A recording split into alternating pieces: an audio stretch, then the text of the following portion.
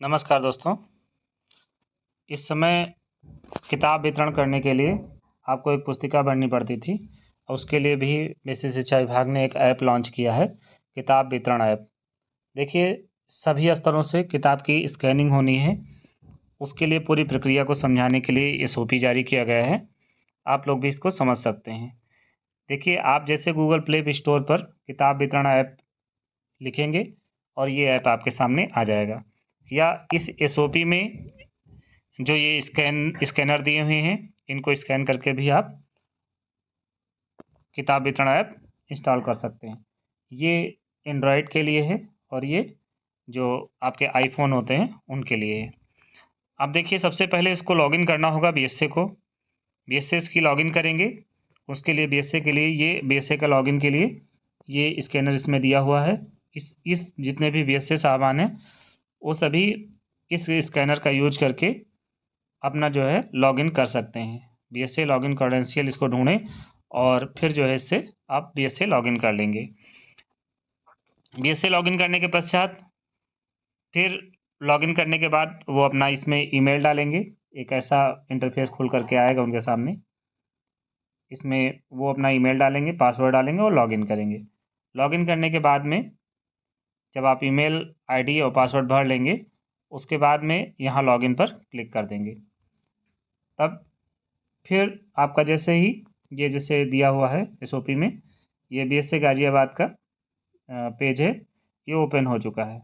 Work order and boxes, box scans और title scans, ये सब कुछ आएगा। और नीचे आप देख सकते हैं यहाँ पर स्कैनर बना हुआ है। इस स्कैनर को आप जैसे ही स्टार्ट करेंगे, आपके सामने स्कैनर खुल जाएगा और किताब में पीछे जो दिया हुआ स्कैनर उसको स्कैन कर लेंगे और इस तरीके से किताब का पूरा विवरण ये आ जाएगा आपका। जैसे किताबें टीचर गाइड है, टीजी है, और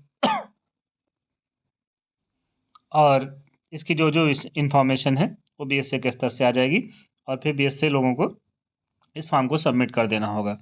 इस प्रकार से जब बीएसए इसको कर लेंगे और फिर जब ये किताब बीएसए ऑफिस से चल करके बीओ ऑफिस आएगी, तो बीओ भी इसी प्रक्रिया का पालन करके इसका स्कैन करेंगे।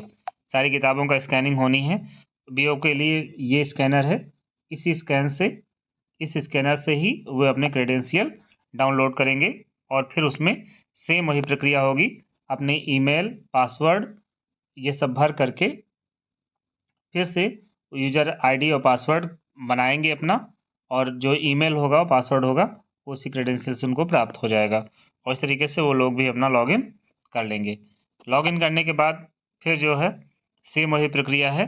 ये स्कैनर खोल करके इस बार बीओ को इसको स्कैन करना होगा और इस तरीके से ये सबमिट करना होगा। यहाँ पर सबमिट का ऑप्शन आएगा आपके सामने, यहाँ पर सबमिट फॉर्म करना होगा।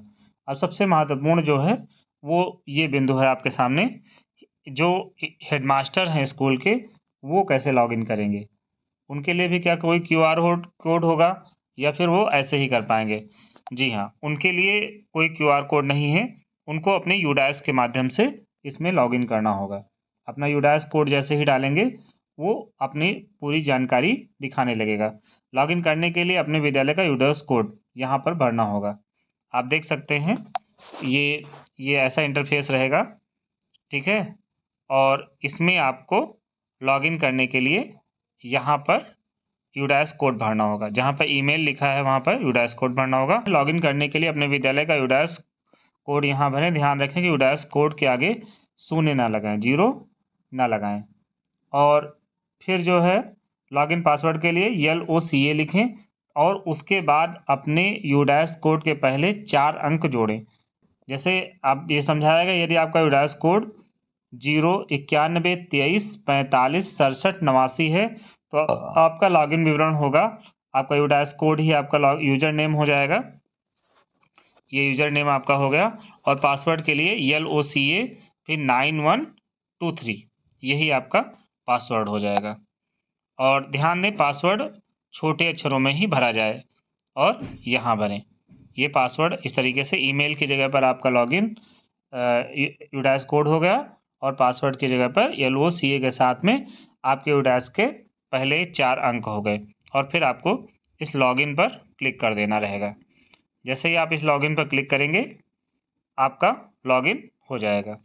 लॉगिन के बाद फिर अगले पेज पे बढ़ते हैं। अब फिर से जैसे बीएसए को जो प्रक्रिया करनी थी वही वो करेंगे। यहाँ पर एक ऐसा इंटरफेस आपके सामने आएगा और इस इंटरफेस में आपके सामने यहाँ पर भी एक क्यूआर कोड स्कैनर रहेगा और इस क्यूआर कोड स्कैनर को जैसे ही आप क्लिक करेंगे आपके सामने किताब में पीछे दिए गए इस स्कैन को स्कैन करने के लिए एक स्कैनर खुल जाएगा। स्कैनर बॉक्स एक आपके सामने खुल जाएगा और आपको यहाँ पर इसको स्कैन करना रहेगा। जैसे ही आप इसको स्कैन करेंगे आपके सामने फिर से एक नया पेज खुल करके आएगा, वो ऐसा होगा। इसमें पूरा नाम इसमें लिखना होगा कि बच्चे का पूरा नाम क्या है, स्कूल का नाम क्या है, विडास कोड क्या है, लोकेशन क्या है और फिर इस फॉर्म को सबमिट कर देना होगा। संदर्शिका की संख्या यहाँ पर लिखनी होगी आपको, ये संदर्शिका की कितनी संख्याएं हैं यहाँ पर। तो इस तरीके से ARP SRG BO DCT द्वारा सुपरियोरिटी सुपरविजन इंस्पेक्शन विजिट के समय विद्यालय स्तर पर बिना लॉगिन के ये स्क्रीनिंग की जा सकेगी।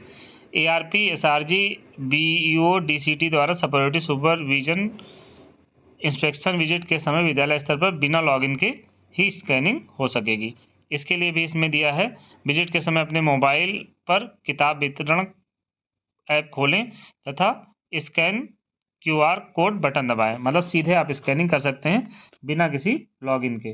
लॉगिन करने की भी आपको ज़रूरत नहीं रहेगी, केवल स्कैन करें और सीधे जो है आप इस पेज पर आ जाएंगे। ये जो पेज आपके सामने इधर दिख रहा है, इधर इस पेज पर आप आ जाएंगे। इस वाले पेज पर आप आने के पश्चात ये पूरा विवरण आप भर सकेंगे। फिर लिखा है अपना नाम, ईमेल, फ़ोन नंबर, पदनाम, जनपद, ब्लॉक विजिट कर रहे विद्यालय का विडास नंबर भरें, विद्यालय में प्राप्त संदर्शिका की संख्या लिखें। फॉर्म भरने के बाद सबमिट बटन आ जाएगा, इस पर क्लिक करें। तो ये सुपरविजन के समय ये आपको ये वाला पूरा फॉर्म आपको भर के आ जाएगा। इसके लिए किसी प्रकार की कोई लॉगिन करने की ज़रूरत ही नहीं रहेगी।